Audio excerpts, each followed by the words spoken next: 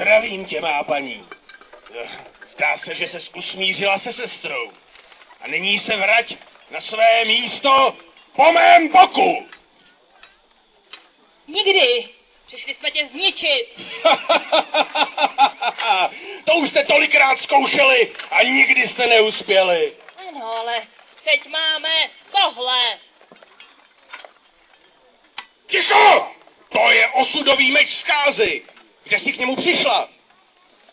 Jeden z mých nejlepších bojovníků jej pro mě získal, když porazil černého rytíře. A já teď s jeho pomocí ukončím tvoji bídnou existenci. Čemu se směješ? Teď zemřeš! Myslíš, že jste mě překvapili? O tom, že máte ten mečík, dávno vím a připravil jsem se na vás. Jen pohleďte na mého nového spojence.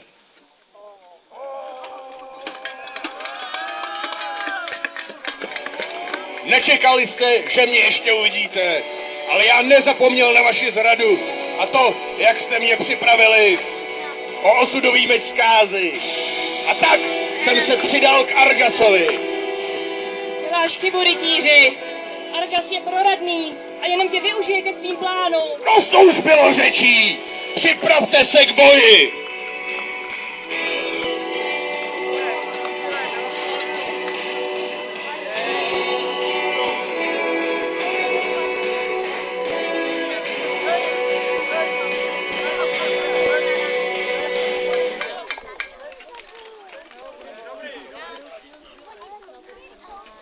Obě armády netrpělivě vyčkávaly na první střet.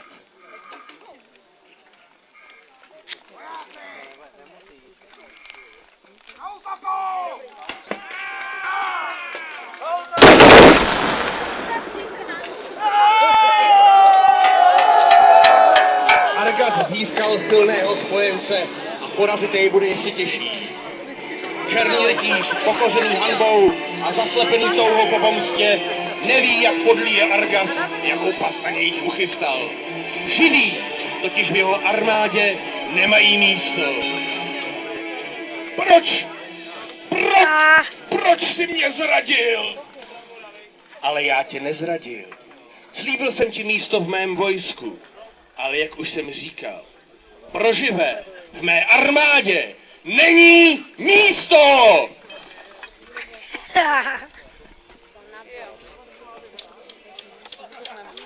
A teď, mí věrní, povstaňte a pomstěte se!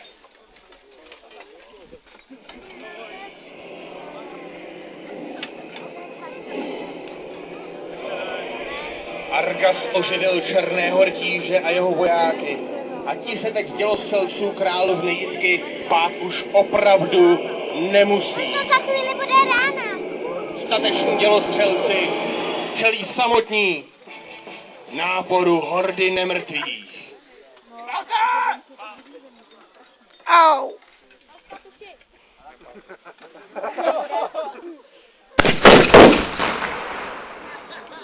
Au. Já točím.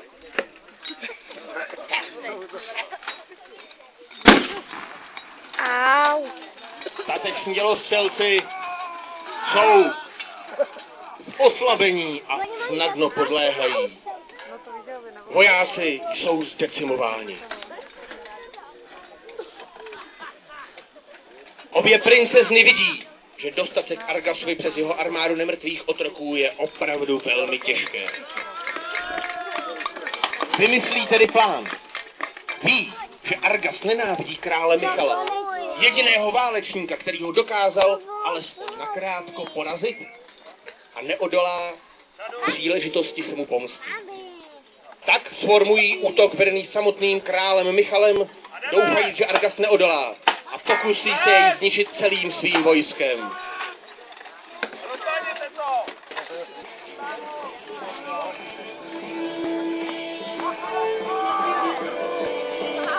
A zatím se vojska chystají k líté řeži.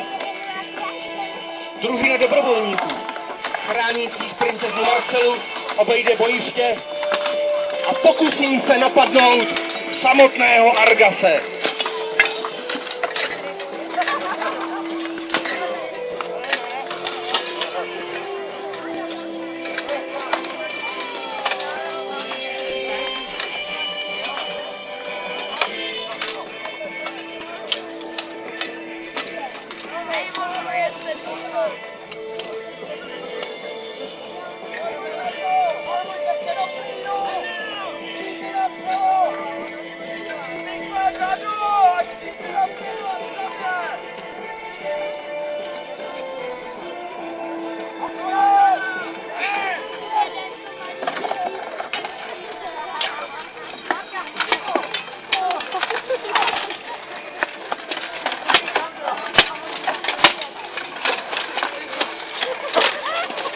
Je to líka, nikdo nešetří nikoho. Vy musíte pozbudovat statečné jednotky princezen.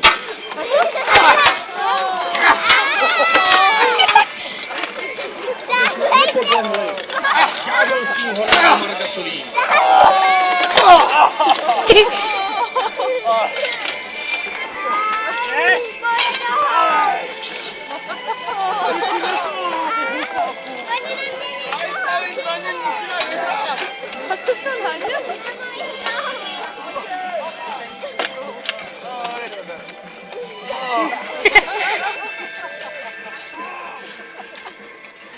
Vypadá to, že vše je ztraceno.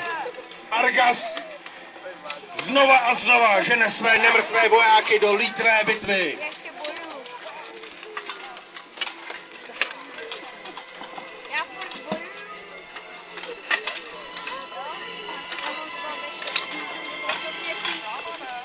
Ale v tom princezna Marcela se chápe Argase.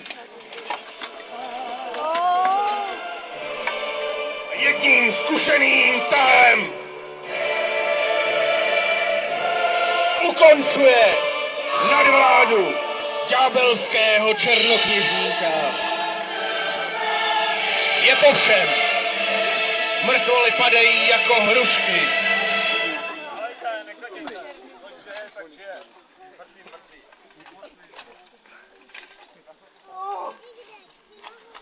Vítězili jsme, sestro. Ale za jakou cenu?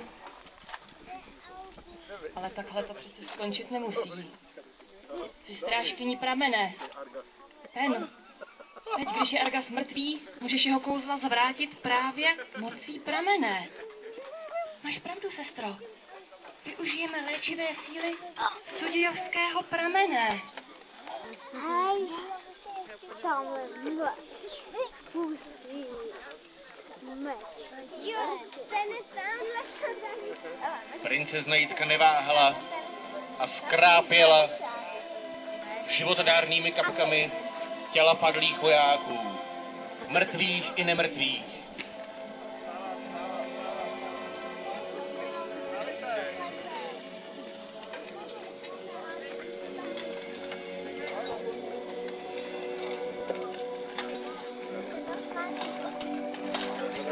Vojáci stávali, kontrolovali si své údy, zjistili, že je mají vyléčeny a jsou zdraví tak jako dřív.